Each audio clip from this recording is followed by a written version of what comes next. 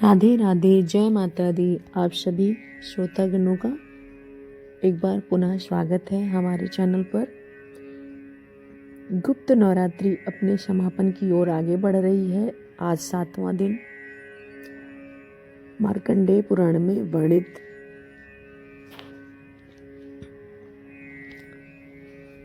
दुर्गा सप्तशती का पाठ इस गुप्त नवरात्रि के दौरान जो विशेष महिमा बताया गया है वह एक ऐसा दिव्य संवाद है जो मानव और ईश्वर के सेतु का कार्य करता है।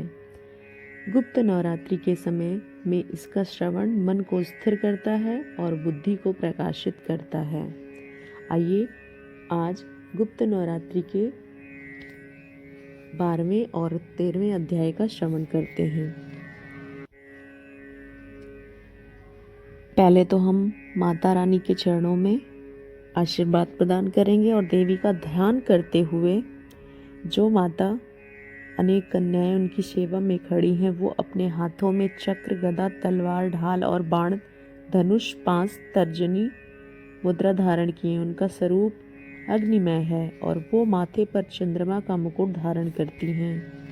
आइए अब कथा को श्रवण करते हैं।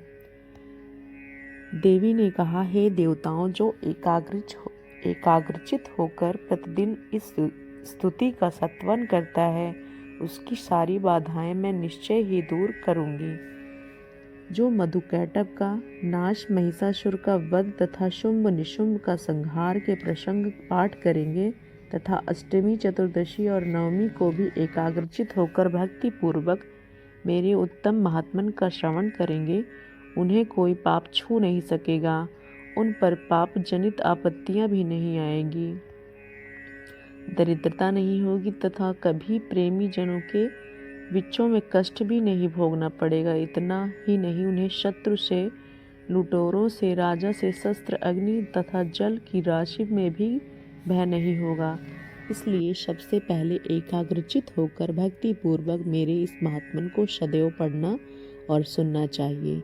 यह परम कल्याण कारक है। मेरा महात्मन हमारी महामारी, जनहित, समस्त उपद्रव तथा आध्यात्मिक आदि तीनों प्रकार के उत्पातों का शांत करने वाला है। मेरे जिस मंदिर में प्रतिदिन विधि पूर्वक मेरे इस महात्मन का पाठ किया जाता है उस स्थान में कभी नहीं छोड़ती। जाने भी मेरे लिए बलि, पूजा या होम आदि करेगा वह बड़ी प्रसन्नता के साथ मैं ग्रहण करूंगी। शरद काल में जो वार्षिक महापूजा की जाती है उस अवसर पर जो मेरी इस महात्मन को भक्ति पूर्वक सुनेगा वह मनुष्य मेरे प्रसाद से भी सभी बाधाओं को मुक्ति और धन धान को प्राप्त करेगा। इसमें तनिक भी संदेह नहीं। मेरे इस महात्मन मेरे प्रादुर्भाव की सुंदर कथाएं तथा युद्ध में किए हुए पराक्रम सुनने से मनुष्य निर्भय हो जाता है। मेरे महात्मन का श्रवण करने वाले पुरुषों को शत्रु नष्ट हो जाते हैं और उन्हें कल्याण की प्राप्ति होती है। शांति, कर्म, बुरे स्वप्न दिखाई देने तथा ग्रह जनित भयंकर पीड़ा उपस्थित होने पर मेरा महात्मन श्रवण करना चाहिए। बाल ग्रहों से आक्रांत हुए बालकों के लिए यह महात्मन शांति कारक है और मनुष्यों का संगठन में भी उठफूट होने पर अच्छी प्रकार मित्रता कराने वाला होता है। इसके पाठ मात्र से श्रवण करने से राक्षसों, भूतों और पिशाचों का नाश होता है। मेरा यह सभी महात्मन मेरे समाप्य की प्राप्ति कराता है। पशु, पक्षी, पुष्प, अर्ध, धूप, दीप, गंध आदि उत्तम सामग्रियों द्वारा पूजा करने से, ब्राह्मणों और भोजन कराने से, होम करने से, प्रतिदिन अभिषेक करने से, नाना प्रकार के अन्य भोगों को अर्पण करने से, दान देने से 1 वर्ष तक जो मेरी आराधना की जाती है उसे मुझे जितनी प्रसन्नता होती है उतनी ही प्रसन्नता उत्तम चरित्र का एक बार श्रवण करने मात्र से हो जाती है। इसके श्रवण करने से मनुष्यों का शत्रु भय नहीं रहता, कल्याण में बुद्धि प्रदान करती है।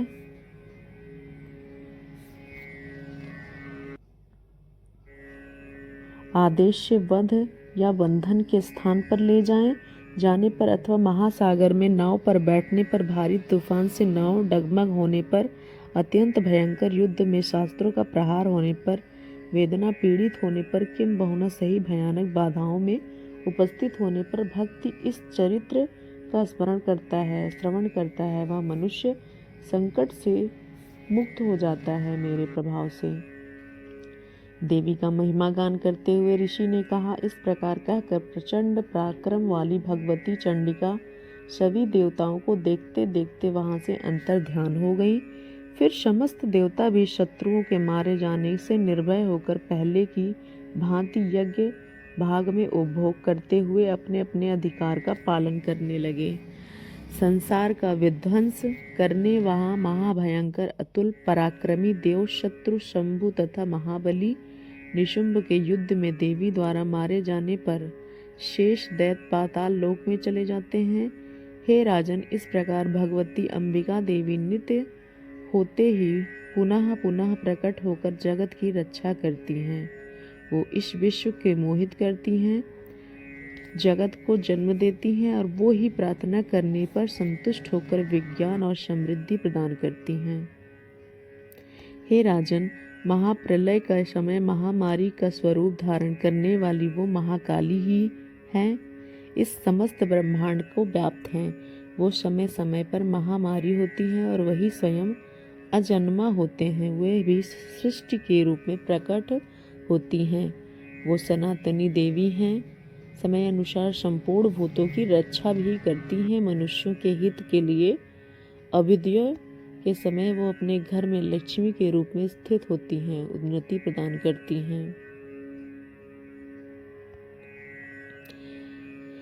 धार्मिक बुद्धि और उत्तम गति प्रदान करती हैं। इस प्रकार श्री मार्कंडेय पुराण में सर्वाणिक मनवंतर की कथा के अंतर्गत देवी महिमा महात्मन में फल स्तुति नामक 12वां अध्याय पूरा हुआ। आइए अब 13वें अध्याय का श्रवण करते हैं।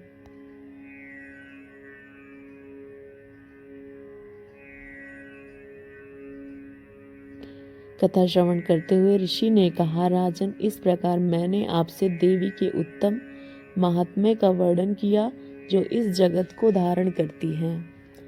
उन देवी का ऐसा ही प्रभाव है, विद्या उत्पन्न करती हैं, भगवान विष्णु की माया स्वरूपा हैं।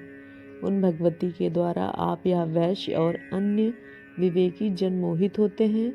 मोहित होते हुए आगे भी मोहित होंगे। हे महाराज, आप उन्हीं परमेश्वरी की शरण में जाइए। आराधना करने पर मनुष्यों को भोग, स्वर्ग और मोक्ष प्रदान करती हैं। मार्कंडेय पुराण में ऋषि ने कहा, मेधा मुनि का यह वचन सुनकर राजा शूर ने उत्तम व्रत का पालन करने वाले उन महाभाग महर्षि को प्रणाम किया और अंततः ममता और राज अपहरण से बहुत खिन्न हो चुके थे। वो महामुनि इसलिए विरक्त होकर राजा तथा वैश्य तत्काल तपस्या में चले गए और वो जगदम्बा के दर्शन हेतु नदी के तट पर रहकर तपस्या करने लगे। वैश्य उत्तम देवी सूक्त जप्त करते हुए तपस्या में प्रवृत्त हुए। वे दोनों नदी के तट पर देवी की मिट्टी की मूर्ति बनाकर पुष्प, धूप और हवन आदि द्वारा उनकी आराधना करने लगे। बिल्कुल निराहार रहकर देवी मन में लगाकर एकाग्रता पूर्वक उनका चिंतन आरंभ किए। वे दोनों अपने शरीर से रक्त